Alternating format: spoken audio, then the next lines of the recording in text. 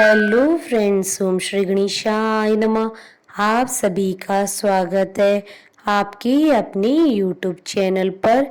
Friends, आज हम आपको इस वीडियो में बताने जा रहे हैं साल 2024 की वैशाख मास की संकष्टी चतुर्थी, जिसे बड़ी चौथ के नाम से भी जाना जाता है, का शुभ मुहूर्त, चंद्रोदय का समय, पूजा विधि, व्रत कथा, महत्व और उपायों के बारे में। फ्रेंड्स, वीडियो शुरू करने से पहले आपसे रिक्वेस्ट है, अगर आप हमारे चैनल पर नए हैं और आपने अभी तक चैनल को सब्सक्राइब नहीं किया है तो प्लीज़ सब्सक्राइब कीजिएगा चैनल को, साथ ही प्रेस कीजिएगा बेल आइकन को, जिससे नए वीडियो से रिलेटेड नोटिफिकेशन आपको तुरंत प्राप्त हो सके। और वीडियो पसंद आने पर वीडियो को लाइक और शेयर जरूर कीजिएगा, ताकि सभी भक्तों को इस वीडियो का लाभ प्राप्त हो सके। और कमेंट बॉक्स में ओम श्री गणेशाय नमः जरूर लिखिएगा। संकष्टी गणेश चतुर्थी का व्रत प्रत्येक मास के कृष्ण पक्ष की चतुर्थी को किया जाता है। वैशाख मास के कृष्ण पक्ष की चतुर्थी को किया जाने वाला व्रत वैशाख संकष्टी गणेश चतुर्थी व्रत कहलाता है। साल 2024 में वैशाख मास की कृष्ण पक्ष की चतुर्थी तिथि 27 अप्रैल 2024 शनिवार के दिन है। भविष्य पुराण में कहा गया है कि जब मन संकटों से घिरा महसूस करे तो गणेश चतुर्थी का व्रत करे। इससे कष्ट दूर होते हैं और धर्म, अर्थ, मोक्ष, विद्या, धन व आरोग्य की प्राप्ति होती है। वैशाख मास के कृष्ण पक्ष की संकष्टी चतुर्थी को विकट संकष्टी चतुर्थी के नाम से जाना जाता है। इसे सकट चौथ, संकष्टी चतुर्थी आदि नामों से भी जाना जाता है। चतुर्थी के दिन विघ्नहर्ता श्री गणेश जी की विधि विधान से पूजा अर्चना की जाती है और विधि पूर्वक व्रत किया जाता है। प्रत्येक मास में 2 बार चतुर्थी आती है, एक कृष्ण पक्ष की, दूसरी शुक्ल पक्ष की। कृष्ण पक्ष की चतुर्थी को संकष्टी चतुर्थी और शुक्ल पक्ष की चतुर्थी को विनायक चतुर्थी के नाम से जाना जाता है।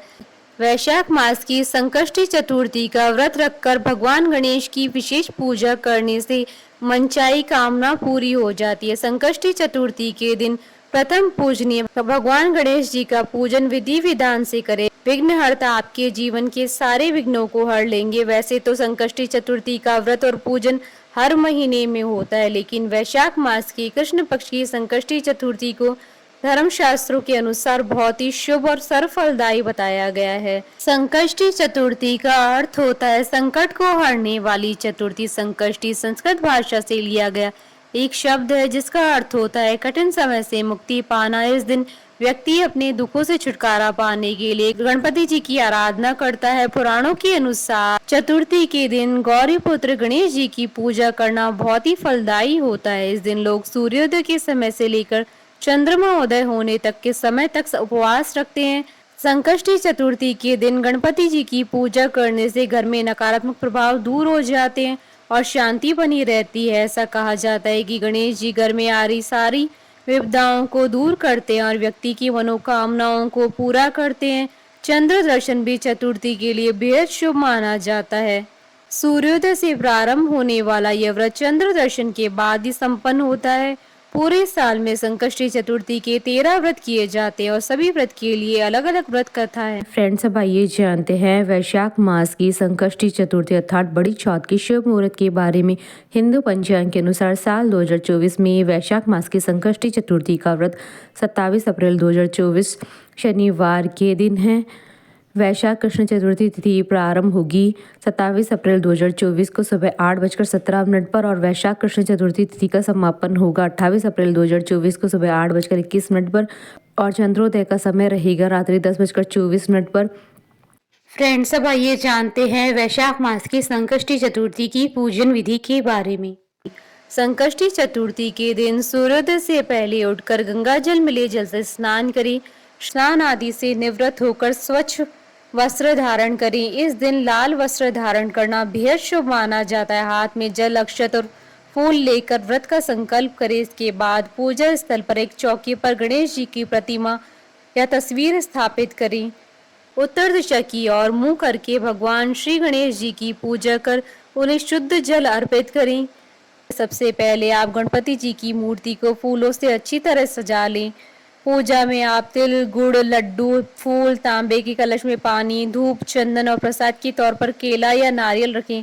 ध्यान रहे पूजा के समय आप देवी दुर्गा की प्रतिमा या मूर्ति भी अपने पास रखें। ऐसा करना बेहद शुभ रहता है। गणपति जी को रोली लगाएं और फूल और जल अर्पित करें। संकष्टी के दिन भगवान गणपति को तिल के लड्डू और मोदक का भोग लगाया जाता है।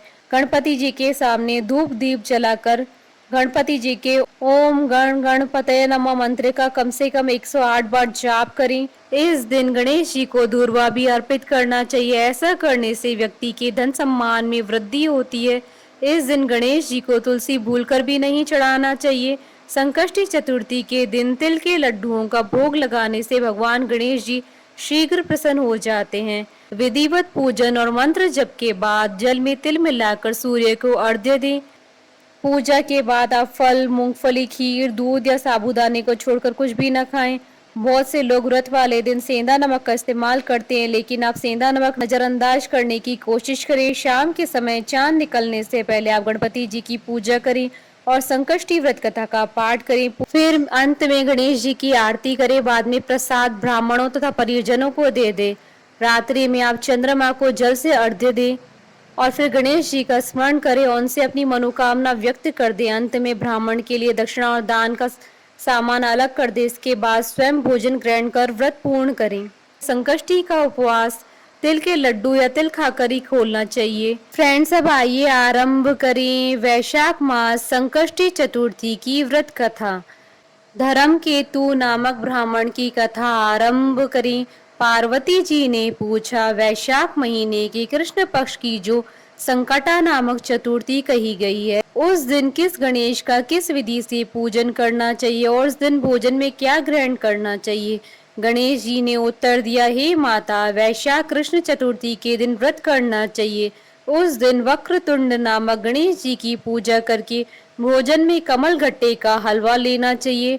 हे जननी, द्वापर युग में राजा युधिष्ठिर ने इस प्रश्न को पूछा था और उसके उत्तर में खुद भगवान कृष्ण ने कहा था। मैं उसी इतिहास का वर्णन करता हूँ, आप श्रद्धा पूर्वक होकर सुनी। श्री कृष्ण बोले, हे राजा युधिष्ठिर, इस कल्याण दात्री चतुर्थी का जिसने व्रत किया है उसे जो फल प्राप्त हुआ है, मैं उसे कह रहा हूँ। प्राचीन काल में एक रंती देव नामक प्रतापी राजा हुए। जिस प्रकार आग तृण समूहों को जला डालती है, उसी प्रकार वे अपने शत्रुओं के विनाशक थे। उनकी मित्रता याम, कुबेर, इंद्रादिक देवों से थी। उन्हीं के राज्य में धर्मकेतु नामक एक श्रेष्ठ ब्राह्मण रहते थे। उनके दो स्त्रियां थी, एक का नाम सुशीला, दूसरी का नाम चंचला था।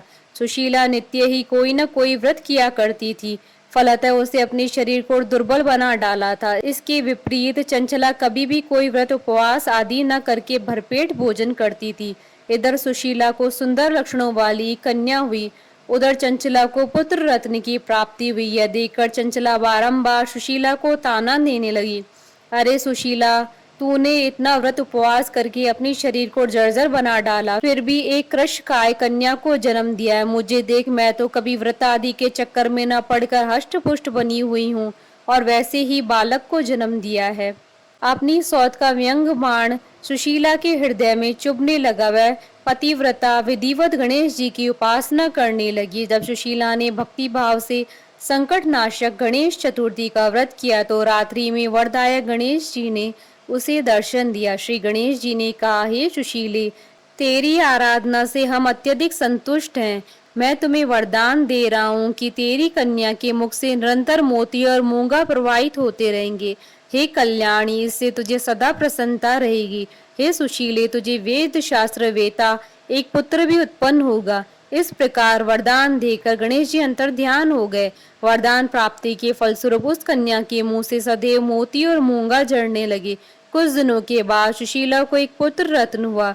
तदंतर धर्मकेतु का स्वर्गवास हो गया। उसकी मृत्यु के अनंतर चंचला घर का सारा सामान धन लेकर दूसरे घर में जाकर रहने लगी, परंतु सुशीला पति गृह में रहकर ही पुत्र और पुत्री का पालन पोषण करने लगी। उस कन्या के मुंह से मोती और मूंगा गिरने के फलस्वरूप सुशीला के पास अल्प समय में ही बहुत सा धन एकत्रित हो गया। इस कारण चंचला उससे ईर्ष्या करने लगी। एक दिन हत्या करने के उद्देश्य से चंचला ने सुशीला की कन्या को कुएं में ढकेल दिया। उस कुएं में गणेश जी ने उसकी रक्षा की और वह बालिका सकुशल अपनी माता के पास लौट आई। उस बालिका को जीवित देखकर चंचला का मन उद्विग्न हो उठा। वह सोचने लगी कि जिसकी रक्षा ईश्वर करता है उसे कौन मार सकता है। इधर सुशीला अपनी पुत्री को पुनः प्राप्त कर प्रसन्न हो गई। पुत्री को छाती से लगाकर उसने कहा, श्री गणेश जी ने तुझे पुनः जीवन दिया है। अनाथों के नाथ गणेश जी हैं। चंचला आकर उसके पैरों में नतमस्तक हुई। उसे देखकर सुशीला की आश्चर्य का ठिकाना न रहा। चंचला हाथ जोड़कर कहने लगी कि हे बहन सुशीले, मैं बहुत ही पापिनी और दुष्ट हूँ। आप मेरे अपराधों को क्षमा कीजिए। आप दयावती हैं। आपने दोनों कुलों का उद्धार कर दिया। जिसका रक्षक देवता होता है उसका मानव क्या बिगाड़ सकता है। जो लोग संतों व सत्पुरुषों का दोष देखते हैं वे अपनी कथनी से स्वयं नाश को प्राप्त होते हैं। इसके बाद चंचला ने भी उस कष्ट निवारक पुण्यदायक संकट नाशक गणेश चतुर्थी का व्रत किया। श्री गणेश जी के अनुग्रह से परस्पर उन दोनों में प्रेम भाव स्थापित हो गया। जिस पर गणेश जी की कृपा होती है उसके शत्रु भी मित्र बन जाते हैं।